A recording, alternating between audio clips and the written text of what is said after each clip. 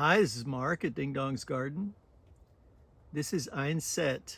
It's one of the earliest grapes to ripen for us this year, and it's a very pretty grape.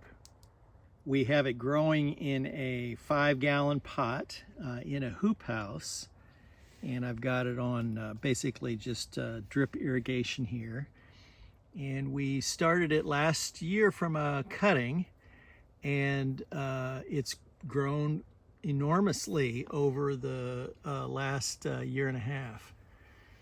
And this year it's given us at least 3 good bunches, and there's some more grapes there in the distance. So it just goes to show you can grow grapes from a potted grapevine. Like we've mentioned in some of our other videos, we've had really good success rate propagating grapes from cuttings. Essentially, you just take the cutting and apply some bottom heat in the winter, and it will generally root out and leaf out as spring approaches. And we've had probably 85 to 90% success rate on those. And so if you want to, propagate this, you would just take some cuttings and make more plants. And it's great for having gifts for people, or if you have a backyard nursery, you can sell grapes. Or if you just want to grow your grape orchard, it's a neat hobby to get into, is multiplying your plants by propagation. Let's take a taste.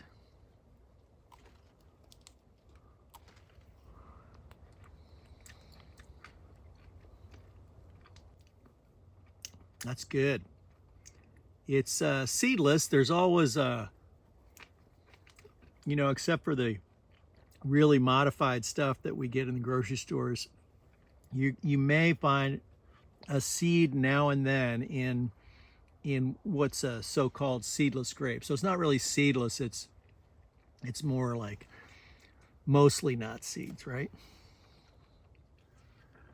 But it's a very pretty grape. It's a kind of a pinkish red color, and it's got that taste that's just a little off. It's almost like the Concord grape juice that you would drink. A little bit, has that little bit of that flavor. I've heard descriptions like foxy or musky, but it's just got a different flavor to it.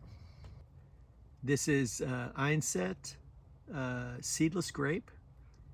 It is very productive for us, and it comes in very early in the season, and it is a very pretty and good tasting grape.